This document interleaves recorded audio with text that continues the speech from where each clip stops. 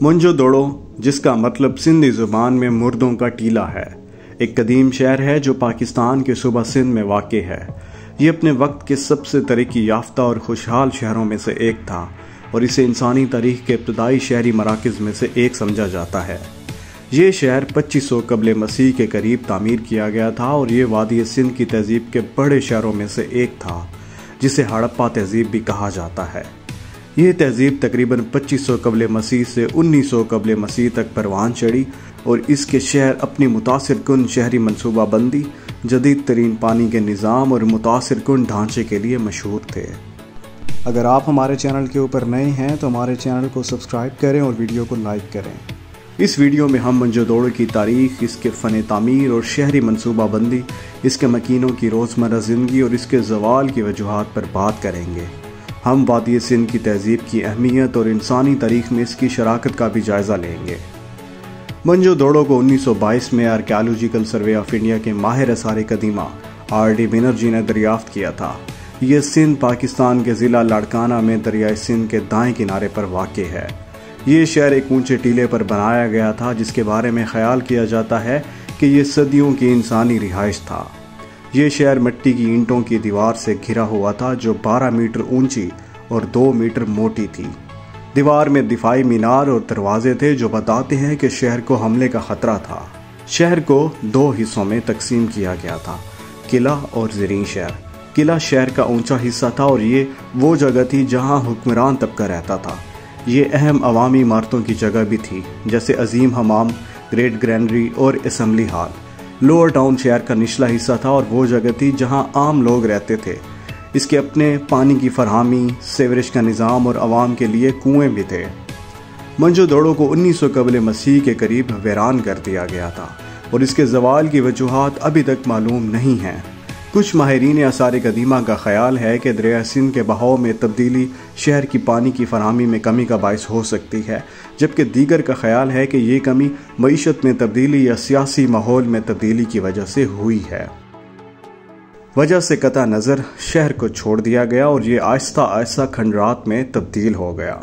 منجو-دڑو کا فن تعمیر متاثر کن ہے، جس میں کئی ڈھانچے پکی اینٹوں سے بنے ہیں اور پیچیدہ نقش و نگار اور مجسموں سے مزین ہیں۔ شہر کو ایک خاص منصوبہ بندی کے ساتھ بنایا گیا تھا، جس میں سڑکیں اور گلیاں صحیح زاویوں سے آپس میں ملتی ہیں۔ یہ گرڈ پیٹرن اپنے وقت کے لیے انتہائی ترقی یافتہ تھا اور جدید شہروں کی ترتیب سے ملتا جلتا ہے۔ دی گریٹ باتھ شہر میں سب سے زیادہ متاثر کن ڈھانچے میں سے ایک ہے۔ یہ ایک بڑا مستطیل تالاب ہے جس کی پیمائش 39 فٹ بائی 23 فٹ ہے اور اس کی گہرائی 8 فٹ سے زیادہ ہے۔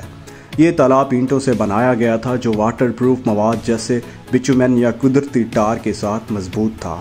حمام کو دریائے سندھ کے پانی سے بھرا جاتا تھا اور پانی کے بہاؤ کو منظم کرنے کے لیے نالوں اور نالیوں کا ایک زبردست نظام تھا۔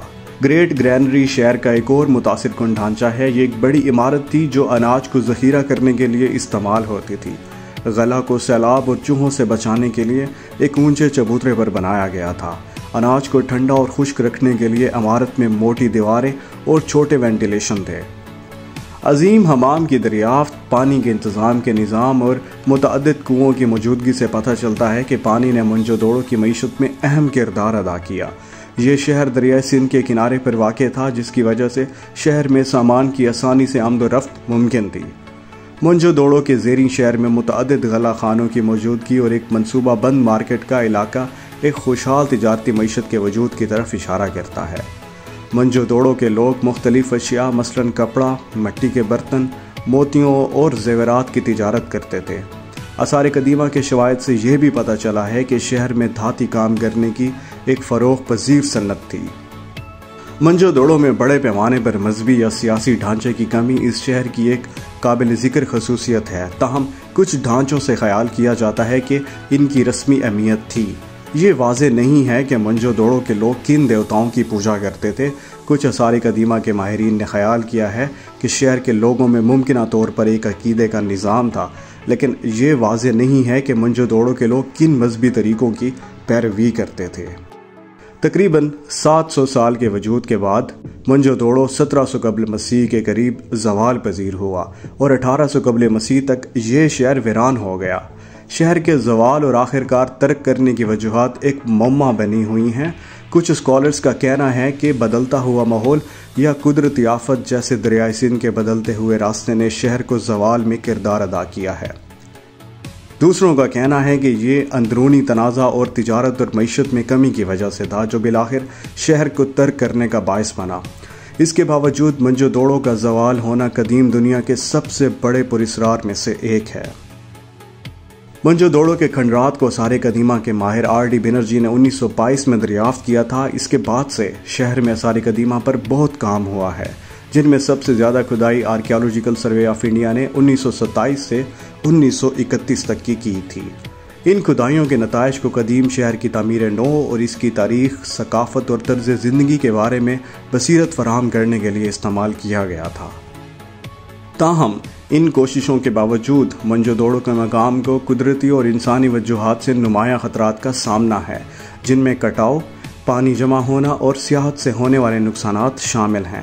عالمی یادگار فنڈ نے 1997 میں منجو دوڑو کو 100 انتہائی خطرے سے دوچار مقامات کی فہرست میں شامل کیا تھا اور اس کے بعد سے حکومت نے اس جگہ کے تحفظ کے لیے کام جاری رکھا ہوا ہے۔